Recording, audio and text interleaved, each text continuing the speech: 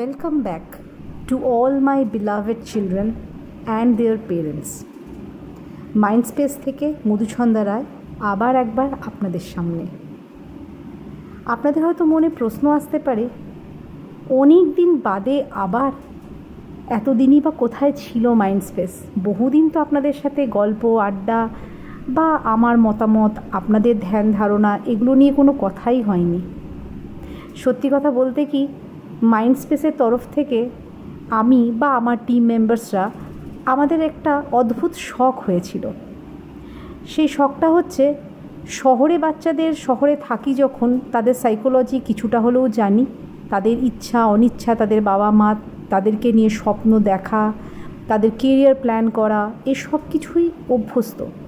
কিন্তু একটু জানতে ইচ্ছা হয়েছিল যে গ্রামাঞ্চলের কি পরিস্থিতি, গ্রামের বাচ্চারা যারা তেমনভাবে হয়তো কেরিয়ার প্ল্যান করে না বা তাদেরকে গাইড করার কেউ আছে কি না, তারা কি শুধুই পড়াশুনো করছে এবং পড়াশুনো করে তারা আবার ফিরে যাবে তাদের সেই জীবনে যেখানে মা বাবা হয়তো চাষবাসের সাথে জড়িয়ে বা হয়তো অন্যান্য কোনো দিনের প্রতিদিন পিছু কিছু কাজের সাথে জড়িয়ে। তো তাদের জীবনযাত্রা কেমন এবং তারা কি সেই স্তর থেকে বেরিয়ে কোনো উন্নত মানের পড়াশুনো করে একটা অন্যরকম জগতে নিজেকে প্রতিষ্ঠিত করতে চায়?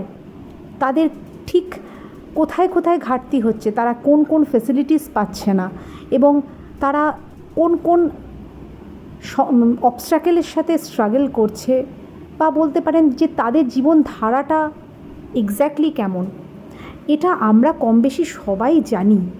তবুও জানা আর তাদের মুখ থেকে শোনা, তাদের গল্প শোনা, তাদের সাথে শেয়ার করা, তারা পড়াশুনোটাকে ঠিক কী জন্যে, কী লক্ষ্যে তারা পড়াশুনো করে, তাদের কাছে শিক্ষার কী দাম, তার কী উপলব্ধি, এইগুলোকে জানার আগ্রহে মাইন্ডস্পেসের তরফ থেকে আমরা একটু গ্রামের স্কুলগুলোতে এক্সপ্লোর করছিলাম, গভর্নমেন্ট স্কুলগুলোতে স্পেশালি, কারণ ওখানে তো গভর্নমেন্ট স্কুল, এসএসসি স্কুলই বেশি।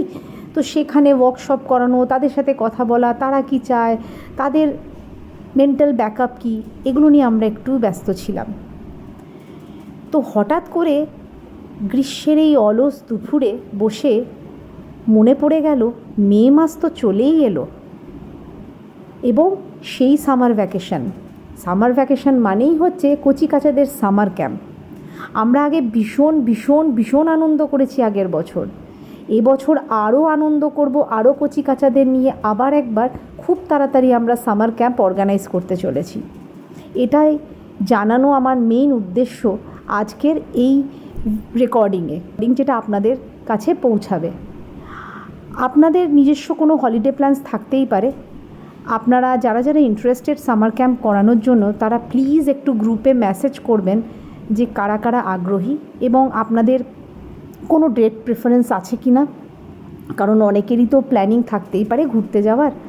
আর আমাদের ডেট এখনও আমরা এই জন্যই কনফার্ম করতে পারিনি, কারণ কোনো স্কুলের এক্স্যাক্ট ডেট, কমন ডেটস আমরা হাতে পাইনি। তো এবারে সামার ক্যাম্পটা খুব তাড়াতাড়ি আমরা ডেট ডিক্লেয়ার করব। এই সামার ক্যাম্পটা আমাদের 3 দিনের সামার ক্যাম্প হতে চলেছে। তো আমি আরেকবার অনুরোধ করব, আপনারা যারা যারা ইন্টারেস্টেড তারা প্লিজ গ্রুপে একটু লিখবেন যে কারা কারা ইন্টারেস্টেড। আর আপনাদের কাছে অর্পিতা ম্যাডাম আর আমার নাম্বার তো দেওয়াই আছে। মেনলি অর্পিতা ম্যাডামই এগুলো দেখাশুনো করে যে এনরোলমেন্ট বা কারা কারা আসবে, কি ডেট কনফার্ম।